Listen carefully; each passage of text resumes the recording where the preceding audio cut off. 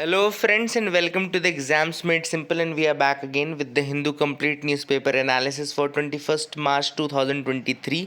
21 मार्च 2023 का the Hindu newspaper analysis देखेंगे। शुरू करेंगे उससे पहले आप लोग से रिक्वेस्ट रहेगी कि please do like it and do share it among your friends as well. Start करते हैं सबसे पहले आज के प्रीलिम्स क्वेश्चंस के साथ, जिनके जवाब आपको देने हैं। पहला सवाल है, consider the following statements regarding federalism in India. Federalism के रिगार्डिंग ये 3 स्टेटमेंट्स आपके सामने दिख रहे होंगे। पहला स्टेटमेंट कह रहा है, the new economic policy of 1991 helped in strengthening the federalism in India. Second कह रहा है, judicial supremacy forms an essential part of the federal polity. And third कह रहा है, Indian model of federalism is coming together unlike US model which is holding together. ठीक है, तो आपको बताने में से कौन से स्टेटमेंट सही हैं। Which of the following statements are correct. Options are 1 only, 2 and 3, 1 and 3 या 1 एंड 2। बहुत ही अच्छा सवाल है, बहुत ही आसान सवाल है, अगर आप लोग अटेम्प्ट कर पाएँ तो।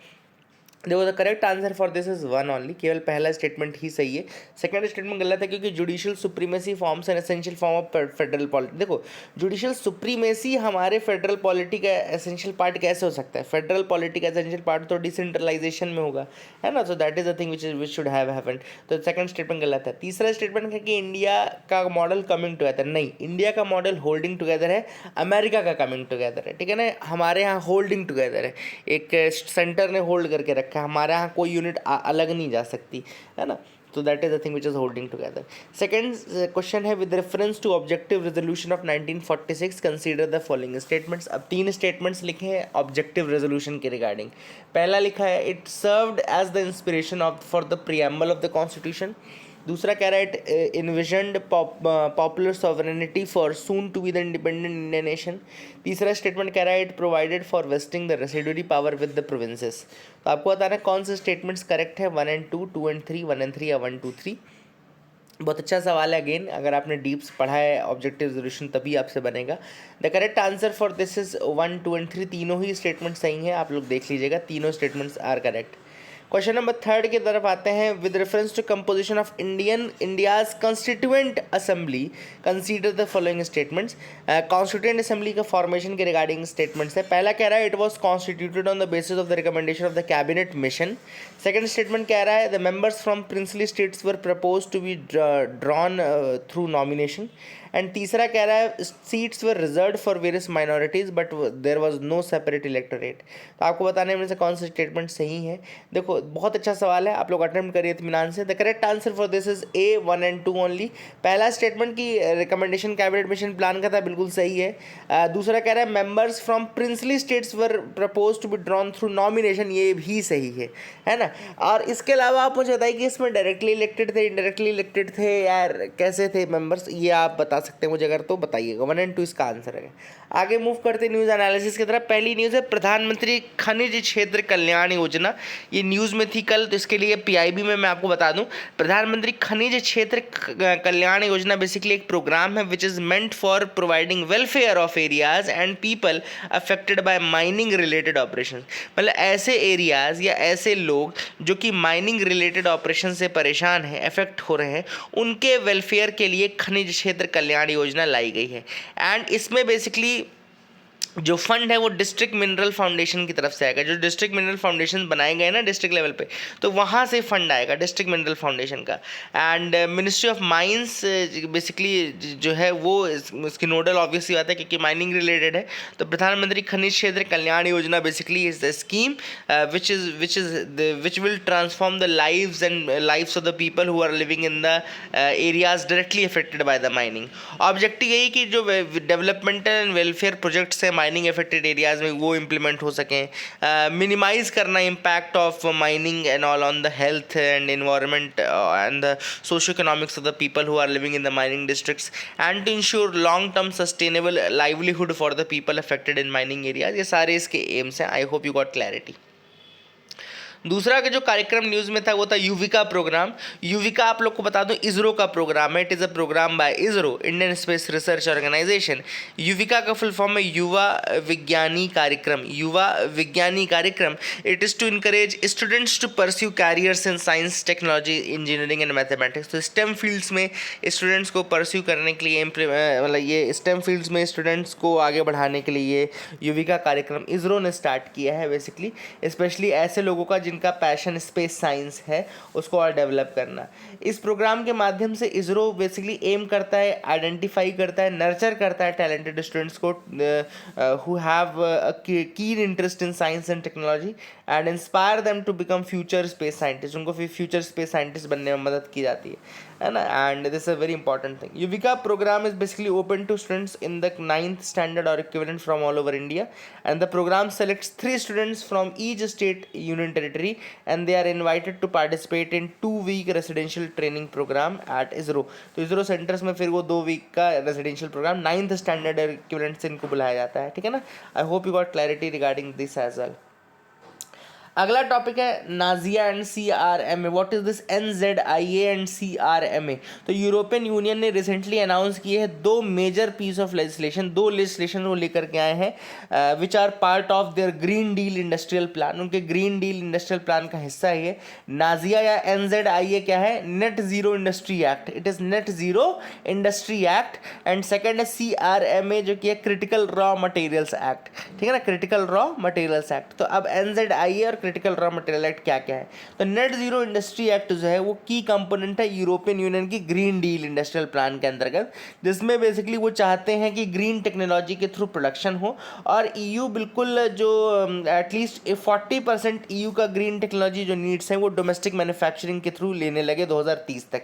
इसके अलावा EU अपना रिलायंस कम करना चाहता है इम्पोर्ट्स पे, है ना, अब जॉब्स क्रिएट करना चाहता है, सस्टेनेबल इकोनॉमिक ग्रोथ क्रिएट करना चाहता है, ठीक है ना। अब NZIA के अंतर्गत वो ग्रीन टेक्नोलॉजीज डेवलप करेंगे जो कि रिन्यूएबल एनर्जी के लिए होंगी, एनर्जी एफिशिएंसी बिल्डिंग्स होंगी, इलेक्ट्रिक व्हीकल्स होंगे। इसके अलावा वो चाहते हैं बेसिकली कि कोई भी इस तरीके के मतलब जो उनका नेट जीरो एमिशन का टारगेट है वो अचीव करना चाहते हैं, ठीक है ना। तो याद रखिएगा इन सारी चीज़ों को। अब क्रिटिकल रॉ मटेरियल्स एक्ट जो है बेसिकली वो भी EU के ग्रीन डील इंडस्ट्रियल प्लान का ही हिस्सा है और यूरोपियन यूनियन चाहता है कि जो उसका मतलब रिलायंस है दूसरी कंट्रीज़ में for critical minerals for producing high tech products like batteries, electric vehicles, wind turbine, electronics etcetera, वो डिपेंडेंस वो ख़त्म करना चाहते हैं और सेल्फ सफिशिएंट बनना चाहते हैं। तो these are the things which are there. I hope you got clarity. अब फ्रंट पेज की एक न्यूज़ है, consulate vandalised in San Francisco. अभी आप सबको पता होगा कि खालिस्तानी जो मतलब सिंपैथाइजर्स हैं उनके अगेंस्ट एक क्रैकडाउन चालू हुआ है इंडिया में, पंजाब में। और इसके मतलब इसके एक तरीके से आफ्टर इफेक्ट के रूप में आपको बता दो कि दूसरी कंट्रीज़ में इंडियन कॉन्सुलेट जो है उनको वैंडलाइज किया जा रहा है। तो यहाँ सैन फ्रांसिस्को में कुछ जो खालिस्तानी प्रो खालिस्तानी एलिमेंट्स थे उन्होंने वैंडलाइज किया हमारी कॉन्सुलेट को जो कि सैन फ्रांसिस्को में है। तो that was the thing which is happened. London में भी चल रहा था लेकिन लंदन में इंडिया ने डिमांड की कि आपको प्रोटेक्शन देनी है। अच्छा, आपको थोड़ा सा बता दूं मैं कि जो कॉन्सुलर है कॉन्सुलेट होता है इसका प्रोटेक्शन होता है वियना कन्वेंशन के माध्यम से। तो एक आपको बता दूं Vienna convention on consular relations है already. Vienna convention on consular relations 1963 का ये कन्वेंशन है। Vienna convention on consular relation 1963 का है। एक इंटरनेशनल ट्रीटी है जो कि डिफाइन करती है framework for consular relations between sovereign state. जो सॉवरेन स्टेट्स हैं उनके बीच में कॉन्सुलर रिलेशन कैसे होंगे उसको डिफाइन करती है आपकी ये वियना कन्वेंशन, ठीक है ना। It codifies many consular practices that originated from state custom and various bilateral agreements between states, है ना। तो ये कोडिफाई करती है कॉन्सुलर प्रैक्टिसेस को जो कि ओरिजिनेट किए मतलब अलग अलग जो बायलैटरल एग्रीमेंट्स हैं, ठीक है ना। ड्राफ्टिंग इसकी हुई थी 1963 में, साइनिंग इसकी 1963 में हुई, लोकेशन थी वियना और अप्लाई या फोर्स पे आई 1967 से। तो याद रखिएगा 1967 से ये आई। एंड कॉन्सुलर रिलेशन बेसिकली जो सेंडिंग स्टेट होते हैं यानी कि जो जहाँ को काउंसिल रिप्रेजेंट करता है, रिसीविंग स्टेट होता है मतलब जहाँ पे काउंसिल बेस्ड होता है, उन दोनों के रिलेशनशिप को डिफाइन करता है। लगभग 2021 तक ये ट्रीटी 182 स्टेट्स के द्वारा रेटिफाई की जा चुकी है और इसमें ये सारी चीज़ें इंपॉर्टेंट है। आई होप यू गॉट क्लैरिटी, आपको समझ में आ गया होगा। आगे मूव करते हैं और देखते हैं और क्या इंपॉर्टेंट न्यूज़ आर्टिकल्स है जिनके बारे में हमको डिस्कस करना है। तो you can move ahead with me. यहाँ पे हम आते हैं अपने एडिटोरियल पार्ट पे। पहला जो एडिटोरियल हम डिस्कस करेंगे वो है concluding on a high note in Manhattan. तो अभी इंडिया ने कॉन्क्लूड किया अपना 8th स्टिंट इन यूएनएससी। आप सबको पता है कि यूएनएससी के जो नॉन परमानेंट मेंबरशिप है उसमें अभी 8वीं बार हम सेलेक्ट हुए थे। तो अभी हमने अपना दिसंबर 2022 में अपना एंड किया 8वां अपना स्टिंट जो हमारे यूएनएससी में था। और ये आर्टिकल टी.एस. तिरुमूर्ति जी ने लिखा है जो कि एम्बेसडर थे, परमानेंट रिप्रेजेंटेटिव फॉर इंडिया के टू द यूनाइटेड नेशंस। अभी रिसेंटली वाले सेशन में वही हेड कर रहे थे, है ना। तो उन्होंने ही पूरा लिखा है कि क्या क्या हमारी प्रायोरिटीज़ थे और क्या क्या नहीं। तो सबसे पहली बात आपको बता दूं कि India was elected chair of 3 important UNSC committees. इस बार 3 यूएनएससी कमिटीज़ का इंडिया चेयरमैन था, जिसमें तालिबान सैंक्शंस कमेटी थी, लिबियन सैंक्शंस कमेटी थी एंड काउंटर टेररिज्म कमेटी थी, ठीक है ना। Prime minister of India chaired for the first time UNSC meeting on a maritime security. हमारे प्राइम मिनिस्टर ने UNSC meeting on maritime security को भी चेयर किया, ठीक है ना। इसके अलावा आप सबको पता होगा कि the presidential statement was issued for the first time by India, है ना। इंडिया ने पहली बार इस बार प्रेसिडेंशियल स्टेटमेंट भी इशू किया था एंड मैरीटाइम सिक्योरिटी के ऊपर, ऑब्वियस सी बात है। एंड इसमें हमने नेविगेशन, फ्रीडम ऑफ नेविगेशन की बात की, हमने एंटी पायरेसी की बात की and combating the terror and transnational crimes at sea, इन सारे इश्यूज़ को प्रियोरिटी दिया था, ठीक है ना। ऑथर ने कहा कि ओल्ड एज जो कॉन्फ्लिक्ट्स थे वो तो है ही, बट इसमें नए कॉन्फ्लिक्ट भी जुड़ गए, जैसे अफगानिस्तान का कॉन्फ्लिक्ट, म्यांमार में आप सबको पता है कि आर्मी ने वहाँ की गवर्नमेंट को हटा दिया, इथियोपिया में आपको पता है ना, अभी वाला इथियोपिया में कॉन्फ्लिक्ट हुआ, माली और सीरिया का कॉन्फ्लिक्ट था, एंड इसके अलावा हैती, लिबिया, साहेल रीजन, ये सारे कॉन्फ्लिक्ट्स थे। यूक्रेन का क्राइसिस इसमें जुड़ गया था और ऑब्वियस बात है ना। एंड जो काउंसिल थी वो पोलराइज्ड थी, it was unable to act decisively and India strove to bring them on the same page, है ना। दैट ये दीज थिंग्स हैपेंड। इसके अलावा म्यांमार में आप सबको पता है कि 1 फरवरी 2021 को मिलिट्री टेक ओवर हो गया म्यांमार में, and this was the thing which was there. इसके अलावा इंडिया के लिए तो इंपॉर्टेंट न्यूज़ थी क्योंकि इंडिया 1700 किलोमीटर का लंबा बॉर्डर शेयर करता है म्यांमार के साथ, and India's role was vital for stopping violence there, है ना, ब्रिंगिंग स्टेबिलिटी एंड ऑल। तो ये सारी चीज़ें ऑथर ने बताई। इसके अलावा ऑथर ने कहा कि जो टेरर के अगेंस्ट इंडिया का स्टैंड था वो काफ़ी अच्छा था, जैसे कि UNSC resolution 2593 which lays down the bench mark on stopping cross border terrorism from the Afghan soil, ये इसका पासेज भी एक इंपॉर्टेंट स्टेप था। इसके अलावा अगर आप देखें तो हालांकि इंडिया का कुछ मतलब यूएनएससी रेजोल्यूशन 1267 में हमने एक जैसे मसूद अजहर को ऐड करने की कोशिश की, लेकिन चाइना ने बार बार थ्वाट कर दिया। लेकिन इस बार अब्दुल रहमान मक्की जो कि डेप्यूटी चीफ है लश्कर तैयबा का, उसको ऐड करवाया गया, है ना। That was approved by UNSC, that was the thing, India was the proposer of that. And peace keeping में अगर हम बात करें तो India is one of the largest contributor of UN peace keeping mission, है ना। एंड इसके अलावा unite aware technology platform launch किया गया था, याद रखिएगा। इंडिया ने यूनाइट अवेयर, ये लिख लो आप लोग, यूनाइट अवेयर नाम का टेक्नोलॉजी प्लेटफॉर्म है जो कि लॉन्च किया गया to strengthen the real time protection of peacekeepers. Unite Aware याद रखिएगा, टेक्नोलॉजी प्लेटफॉर्म है to strengthen real time protection of peace keepers.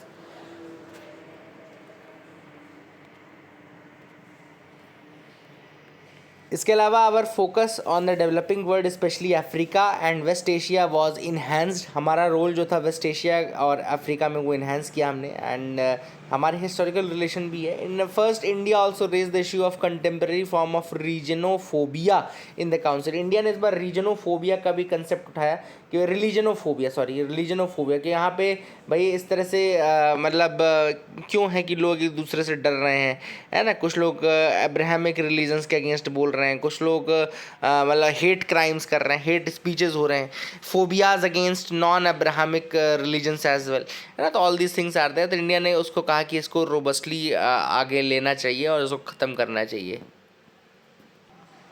ये सेकंड आर्टिकल है the wide disparities in human development. तो ऑथर ने सबसे पहले तो ह्यूमन डेवलपमेंट इंडेक्स की बात की कि 1990 में ये बना था, है ना, महबूबुल हक का नाम आपको पता होगा, उन्होंने बनाया था मिल करके अमर्त्य सेन के साथ। एंड HDI जो असेस करता है, 3 बेसिक उसके पैरामीटर्स हैं, है ना, 3 बेसिक वो हैं क्राइटेरियाज हैं, उसके अंदर 4 अलग अलग पैरामीटर्स हैं जिसके अंतर्गत करता है। अभी रिसेंटली जो रैंक निकली थी ह्यूमन डेवलपमेंट इंडेक्स 2021-22 की, तो इंडिया की रैंक 132 है आउट ऑफ 191 कंट्रीज़, और हम पीछे हैं बांग्लादेश से, श्रीलंका से। तो ये सारी चीज़ें आप देख सकते हो। तो ऑथर ने कहा कि क्यों है ऐसा, क्या इश्यूज़ हैं एंड ऑल। अब ऑथर ने कहा सबसे पहले को देखो 4 मेजर बेसिकली इंडिकेटर्स है जो कि मेज़र किए जाते हैं। पहला है life expectancy at birth, mean years of schooling, expected years of schooling and gross national income per capita. कौन कौन से क्राइटेरिया हैं HDI के लिए? Life expectancy at birth, mean years of schooling और expected years of schooling and gross national income. तो 3 अलग अलग क्राइटेरिया हैं, ठीक है ना। तो ये पहला जो है वो हेल्थ से रिलेटेड है, दूसरा एजुकेशन से रिलेटेड है, एंड तीसरा आपका इनकम से रिलेटेड है, या फिर कहना चाहिए स्टैंडर्ड ऑफ लिविंग से रिलेटेड है, ठीक है ना। तो all this things are there. अब ऑथर ने इसके बाद कहा है कि देखो कि वाइड डिस्पैरिटी देखने को मिली, there has been a wide disparity among the states in India. अगर आप इंडिया के स्टेट्स की बात करें तो बहुत ज़्यादा डिस्पैरिटी आपको देखने को मिलेगी। कुछ स्टेट्स बहुत अच्छा परफॉर्म कर रहे हैं, कुछ स्टेट्स बहुत ख़राब। जैसे Delhi occupies the top spot, Bihar occupies the bottom spot. इसके अलावा जो बेस्ट 5 स्टेट्स हैं उनमें दिल्ली, गोवा, केरला, सिक्किम, चंडीगढ़ है। एंड 19 स्टेट्स की अगर हम बात करें इंक्लूडिंग केरला, महाराष्ट्र, तमिलनाडु, पंजाब, हरियाणा, तेलंगाना, गुजरात, आंध्र प्रदेश, इन सभी स्टेट्स का स्कोर जो है 0.7 से 0.799 के बीच में है, and they are classified as high human development states, ठीक है ना। वहीं बॉटम 5 की बात करें तो बिहार, उत्तर प्रदेश, मध्य प्रदेश, झारखंड, असम, यहाँ medium levels of human development है, ठीक है। All these things are there. अब ऑथर ने कहा क्यों ऐसा है, what are the reasons for that. तो ऑथर ने कहा सबसे बड़ा रीज़न है वो है कि इकोनॉमिक ग्रोथ जो है वो अनइवनली डिस्ट्रीब्यूटेड है इंडिया में। जो टॉप 10% लोग हैं उनके पास 77% ऑफ द वेल्थ है। तो सबसे पहले तो जो अनइवननेस है, इस तरीके की डिस्पैरिटी है, वो सबसे बड़ा रीज़न है। इसके अलावा जो डिस्पैरिटी है वो access to basic communities, health care, education में भी है ना, कई जगहों पे नहीं है अवेलेबल ये सारी चीज़ें। इंडिया ने हालांकि सिग्निफिकेंट प्रोग्रेस कर ली है in reducing poverty and increasing access to health care education, but the quality of service still remains a concern. हालांकि इंडिया ने हेल्थ केयर, एजुकेशन, इन सब में काफ़ी अच्छा काम किया है, बट फिर भी जो क्वालिटी ऑफ सर्विस है वो एक कंसर्न बना हुआ है, ठीक है ना। And the country has achieved near universal enrollment in primary education. The quality of education still remains low. हमारे यहाँ हालांकि enrollment primary education में काफ़ी ज़्यादा है, but quality of education अभी भी काफ़ी ज़्यादा कम है, ठीक है ना। And government must prioritize human development alongside economic growth to ensure that the benefits of the growth are more evenly distributed. और यहाँ पे ऑथर ने कहा गवर्नमेंट जो है वो प्रायोरिटाइज करे ह्यूमन डेवलपमेंट को ग्रोथ के साथ, इकोनॉमिक ग्रोथ के पीछे बस ना भागे, ह्यूमन डेवलपमेंट की ग्रोथ को भी करने की कोशिश करे, तभी जो बेनिफिट्स हैं वो इक्वली डिस्ट्रीब्यूट हो पाएंगे। और एक मल्टी फेसेटेड अप्रोच के साथ जिसमें हमको इनइक्वालिटी भी, जेंडर इनइक्वालिटी भी, access to quality service improve करनी पड़ेगी, एनवायरमेंटल चैलेंजेस इंप्रूव करने पड़ेंगे, and greater investment in social infrastructure जैसे कि health care, education, basic household amenities, access to clean water, improved sanitation, ये सारी चीज़ें हमको देखनी पड़ेगी, तब जाकर के ये सारे कहीं ह्यूमन डेवलपमेंट और ये सब के इशूज़ जो हैं वो सॉल्व हो पाएंगे। Are foreign law firms now allowed in India. तो 5 साल पहले याद रखेगा सुप्रीम कोर्ट ने एक ऑर्डर दिया था जिसमें उन्होंने कहा था फॉरेन फर्म्स जो हैं basically they can visit India on temporary period for giving legal advice to their clients, है ना। तो एक चीज़ उन्होंने कही थी। And Bar Council of India के लिए उन्होंने कहा था कि ये जो कि स्टैट्यूटरी बॉडी है कि वो लीगल प्रैक्टिसेस को गवर्न करेगी, ठीक है ना। सुप्रीम कोर्ट ने 2018 में ये चीज़ कही थी, है ना। तो ये भी आपको याद रखना, supreme court said this in 2018 and अब यहाँ पे देखो जो फॉरेन फर्म्स हैं या फॉरेन लॉयर्स हैं उनको विज़िट करने में कोई रोकथाम नहीं है, उनको टेम्परेरी पीरियड के लिए विज़िट कर सकते हैं, लीगल एडवाइस दे सकते हैं उनके क्लाइंट्स को, बट वो इंडियन लॉ में प्रैक्टिस नहीं कर सकते, can not practice Indian law, ठीक है ना। तो एक इंपॉर्टेंट चीज़ आपको याद रखना है क्योंकि अभी बार काउंसिल ऑफ इंडिया ने नोटिफाई किए rules for registration and regulation of foreign lawyers and foreign firms in India. तो एक इंपॉर्टेंट चीज़ उन्होंने किया, and this will enable the foreign lawyers and firms to practise foreign law international law, international arbitration, joint venture, mergers, acquisitions, intellectual property matters etc. on reciprocal basis। ये देख लो, समझ लो इसको, क्या क्या प्रैक्टिस कर पाएंगे फॉरेन लॉयर्स यहाँ पे। Foreign law, international arbitration, joint ventures, mergers, acquisitions, intellectual property matters कर पाएंगे on a reciprocal basis. Reciprocal basis हालांकि डिफाइंड नहीं है, बट रेसिप्रोकल का मतलब है कि आप हमारे यहाँ करो, हम आप यहाँ करें। तो इसका एक एडवांटेज ये हो सकता है कि इंडियन लॉयर्स अगर फॉरेन में जा करके ऐसा करना चाहते हैं तो उनके लिए बेनिफिट होगा। लेकिन इसका एक क्रिटिसिज्म ये भी है कि रेसिप्रोसिटी को डिफाइन नहीं किया है। जब तक वो क्लैरिटी नहीं आती है तब तक कुछ भी कहना सही नहीं होगा। इसके अलावा ऑथर ने कहा कि चूंकि फॉरेन लॉयर्स आएंगे यहाँ पे तो इससे कंपटीशन बढ़ेगा। जब कंपटीशन बढ़ेगा तो जो क्वालिटी ऑफ लीगल एड है वो इम्प्रूव होगी। जो क्वालिटी ऑफ लीगल एड अभी तक सही नहीं मिलती थी वो इम्प्रूव हो जाएगी, ठीक है ना। हालांकि दे शैल नॉट, बेसिकली वो रिटर्न में देंगे कि they will submit in writing that they will not practice any Indian law in any form and before any court और ट्रिब्यूनल। तो ये एक इंपॉर्टेंट चीज़ यहाँ पे ये है, याद रखिएगा, ठीक है ना। एंड इसके अलावा जो बार काउंसिल, उसके पास पूरा पावर रहेगा कि वो अलाउ करे, या अगर उसको लगता है कि नहीं करना सही है तो वो रिफ्यूज़ भी कर सकता है फॉर रजिस्टरिंग एंड ऑल। तो ये पावर उनके पास दी गई है। And all this things are there. I hope you got clarity, याद रखिएगा। आगे मूव करते, देखते और क्या इंपॉर्टेंट न्यूज़ आर्टिकल्स हैं जिनके बारे में हमको डिस्कस करना है। तो you can move ahead with me, यहाँ बिल्कुल मेरे साथ आगे बढ़ सकते हैं। Scholars experts from SCO countries discuss ways to revive Buddhist culture. अब यहाँ पे आप सबको पता है first of its kind event हुआ था जिसको होस्ट किया था, which was hosted by India and shared Buddhist heritage host किया था under the ambit of SCO, Shanghai Corporation Organisation के अंतर्गत हमने किया था। ऑब्वियस सी बात है, शंघाई कॉर्पोरेशन ऑर्गेनाइजेशन के मेंबर्स कौन कौन से हैं? रशिया, चाइना, पाकिस्तान, तजिकिस्तान और ये बाकी यहाँ पे नहीं लिखे हैं, मैं आपको यहाँ से बता देता हूँ, है ना। वो जो मैंने बताया वही याद रखना है। देखो 2001 में इसका क्रिएशन हुआ था, तब इसको शंघाई 5 के नाम से जाना जाता था क्योंकि 5 कंट्रीज़ थे, Kazakhstan, China, Kyrgyzstan, Russia and Tajikistan, ठीक है ना। उसके बाद उज़्बेकिस्तान ने ज्वाइन किया और 2 कंट्रीज़ और इंडिया और पाकिस्तान ने ज्वाइन किया 17 में। अभी 2021 में हालांकि ईरान को अनाउंस किया गया SCO के द्वारा कि ईरान जो है फुल टाइम मेंबर बनेगा, है ना। तो अभी 9 मेंबर्स की बात हो चुकी है और ये आपको याद रखना है कि शेयर्ड बुद्धिस्ट कल्चर जो है वो उसी के अंतर्गत किया है। आगे मूव करते, CAD to narrow and bolster rupee against global risks. Finance minister ने कहा कैड जो है हमारा करंट अकाउंट डेफिसिट वो नैरो हुआ है और इससे हमारा रुपी जो है थोड़ा स्ट्रांग होगा। All this things are there. Sensex हालांकि गिरता जा रहा है because of the global slow down and all. All this things are there. That is it for the day. Keep loving us, keep sharing us. Thank you and have a nice day.